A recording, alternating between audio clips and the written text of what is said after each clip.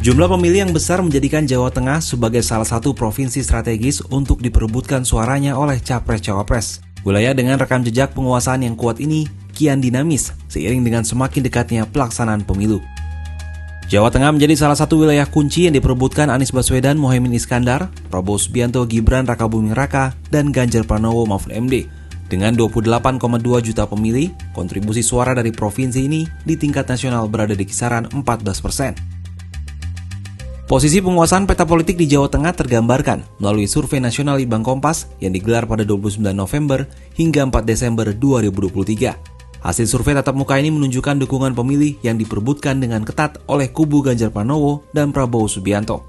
Jika dilihat sebarannya, hasil survei Desember 2023 tersebut menunjukkan meski secara umum memiliki tingkat keterpilihan dominan, dukungan suara untuk Ganjar Mahfud tampak lebih terkonsentrasi di beberapa daerah. Dari 10 daerah pemilihan di Jawa Tengah, pasangan ini unggul di Dapil Jawa Tengah 3, Jawa Tengah 4, Jawa Tengah 5, dan Jawa Tengah 10. Peta politik itu menunjukkan bahwa kekuatan pasangan calon nomor urut 3 ini terkonsentrasi pada wilayah Jawa Tengah bagian timur.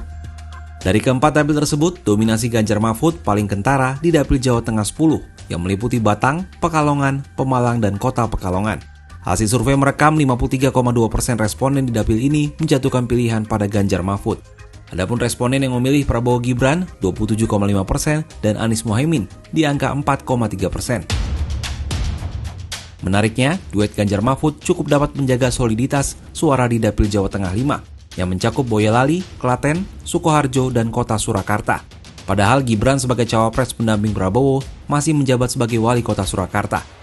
Di dapil ini pilihan responden terhadap pasangan Ganjar Mahfud berada di angka 38,6%. Sedangkan responden yang memilih Prabowo Gibran 24,1%. Pilihan responden terhadap pasangan Ganjar Mahfud paling tinggi terekam di Dapil Jawa Tengah 4 yang mencakup wilayah Wonogiri, Karanganyar, dan Sragen. Di dapil itu pasangan nomor urut 3 ini mampu meyakinkan 46,5% responden pemilih. Selanjutnya, ceruk suara Ganjar Mahfud juga muncul di Dapil Jawa Tengah 3 yang mencakup Grobogan, Blora, Rembang, dan Pati. Tingkat dukungan pemilih di Ganjar Mahfud di daerah ini berada di angka 31,3%. Perolehan pasangan Prabowo Gibran cenderung lebih menyebar. Dari seluruh daerah di Jawa Tengah, pasangan ini mampu menguasai Dapil Jawa Tengah 1, 2, 6, 7, 8, dan 9. Lihat dari sebarannya, tampak bahwa kekuatan pasangan ini di Jawa Tengah cukup luas, meliputi bagian barat hingga tengah Provinsi Jawa Tengah. Dari besaran dukungan suara responden yang terekam pada survei Desember 2023 ini, dominasi pasangan Prabowo Gibran terlihat paling mencolok di Dapil Jawa Tengah 9 yang meliputi Tegal, Brebes, dan Kota Tegal. Pasangan calon ini punya tingkat elektabilitas 53,2%.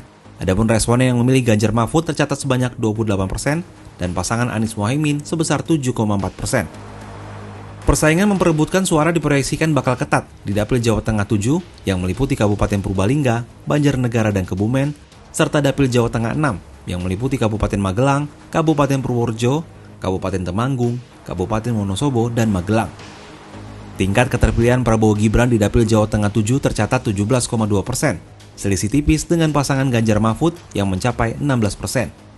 Kondisi serupa juga terjadi di Dapil Jawa Tengah 6. Kedua pasangan calon itu memiliki elektabilitas dengan selisih tipis. Prabowo Gibran 27,2% dan Ganjar Mahfud 25,5%. Ketatnya persaingan menjelang pemilu 2024 berdasarkan hasil survei Litbang Kompas Desember 2023 menandakan adanya pergeseran suara di wilayah Jateng. Di satu sisi, kehadiran putra Presiden Jokowi Gibran sebagai cawapres menjadi faktor yang membuat kekuatan pasangan calon nomor urut 2 itu mampu bersaing memperebutkan suara di Jawa Tengah. Hasil survei Desember 2023 juga menunjukkan kecenderungan persaingan sengit antara pasangan Ganjar Mahfud dan Prabowo Gibran di Jawa Tengah. Meski demikian, pasangan Anies Muhaimin juga menyimpan potensi keterpilihan di Jawa Tengah. PKB sebagai salah satu partai yang memiliki basis massa tradisional di wilayah ini juga bisa saja memberikan kejutan yang dapat mendongkrak tingkat keterpilihan pasangan nomor urut 1 pada hari pemungutan suara nanti. Kita tunggu saja bagaimana ketiga pasangan capres-cawapres ini mampu menunjukkan performa terbaiknya untuk bisa mendekati pemilih dan mendapatkan simpati dan dukungan saat hari penentuan 14 Februari 2024.